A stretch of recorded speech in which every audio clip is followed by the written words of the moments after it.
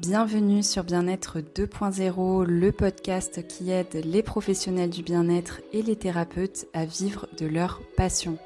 Je suis Alexandra, je suis experte en communication digitale et journaliste et ma mission avec ce podcast, c'est de t'aider à bien communiquer sans t'épuiser en toute simplicité. Chaque semaine, tu trouveras des conseils, des astuces, des stratégies à appliquer pour ta communication digitale.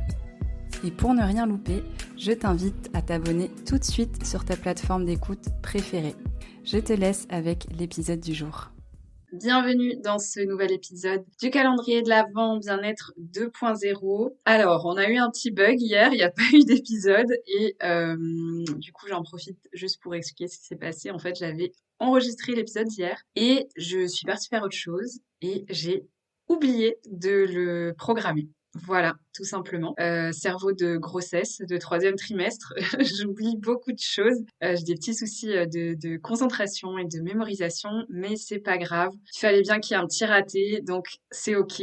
Je suis de retour aujourd'hui avec un nouvel épisode et du coup, je vous laisse le découvrir tout de suite. Aujourd'hui, on va parler de comment être plus crédible en tant que thérapeute. Alors, quand je dis crédible, je parle pas de légitimité. La légitimité, tu l'as, tu as été formé à ton métier, tu as le droit d'exercer ton métier. Ça, il n'y a aucun souci. Il faut vraiment pas que tu vois ça comme un problème de légitimité.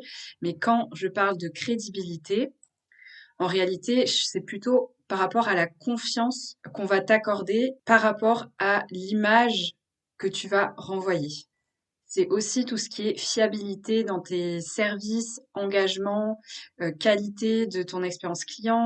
Et ça tourne vraiment autour en fait de la perception de ton audience par rapport à ton professionnalisme. Ok, ça remet pas en cause tes compétences du tout, mais c'est vraiment plus l'image que tu renvoies et la relation que tu crées avec ton audience. Donc c'est de ça qu'on va parler aujourd'hui. Et une des choses parmi tant d'autres qui vont t'aider à gagner en crédibilité, ça va être de partager ton parcours, notamment de parler des formations, des certifications que tu as pu avoir.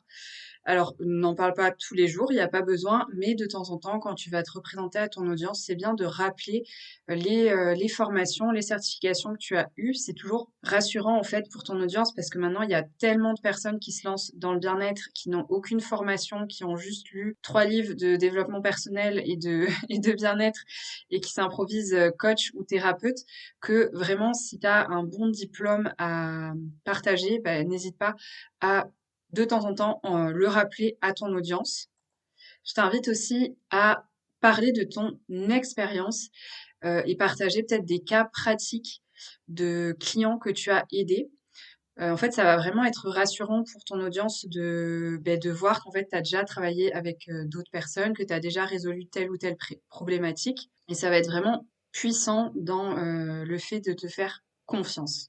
Ensuite, un 3e conseil que je peux te donner pour augmenter ta crédibilité, ça va être de continuer à te former ou du moins à faire une veille de ce qui se passe dans ton domaine d'activité, de pas hésiter à parler de temps en temps, peut-être s'il y a des nouvelles études, des nouveaux livres sur le sujet, à donner ton avis, pour montrer en fait que tu es à la page, que tu suis ce qui se passe, que tu es informé, que tu continues de te former également et d'ajouter de nouvelles cordes à ton arc.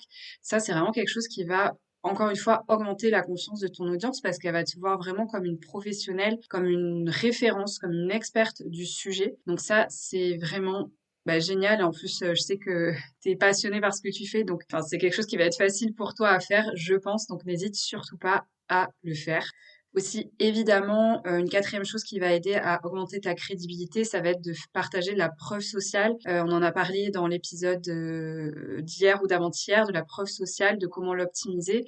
Donc, c'est tout ce qui va être témoignage et avis client. N'oublie pas de communiquer dessus. Ça aussi, ça va vraiment augmenter drastiquement ta crédibilité. Et enfin, dernier conseil, ça va être d'avoir une présence en ligne professionnelle, donc qu'on puisse te retrouver, que ce soit sur Instagram, sur Facebook, sur Google, avoir un site internet maintenant en 2023, bientôt 2024, c'est vraiment indispensable. Tout le monde quasiment, à part si c'est le bouche à oreille qui est activé, mais tout le monde va faire des recherches sur Google avant de trouver un thérapeute et va potentiellement aller lire les avis ou en tout cas se renseigner sur la formation, sur ton parcours, sur tes diplômes, sur ton expérience. Donc c'est vraiment important d'avoir une communication professionnelle et si possible aussi active. Et pour cela, du coup, je te recommande d'être active particulièrement sur Instagram.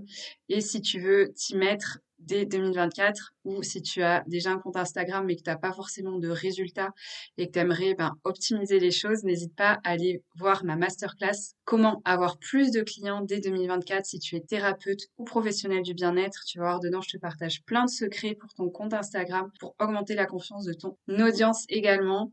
N'hésite pas à aller la visualiser, elle est gratuite. Tu as le lien dans la description de cet épisode. Et voilà, pour l'épisode du jour, donc vraiment pense à travailler ce côté crédibilité. C'est souvent ça, en fait, qui fait que tu vas avoir des personnes qui vont être intéressées, mais qui vont pas forcément passer le cap de faire appel à toi. Ça peut être un souci de manque de crédibilité. Donc vraiment, pense à le travailler et à aller voir est-ce que si tu étais une personne extérieure et que tu regardais ta manière de communiquer, ta manière de te présenter, est-ce que tu ferais appel à toi-même?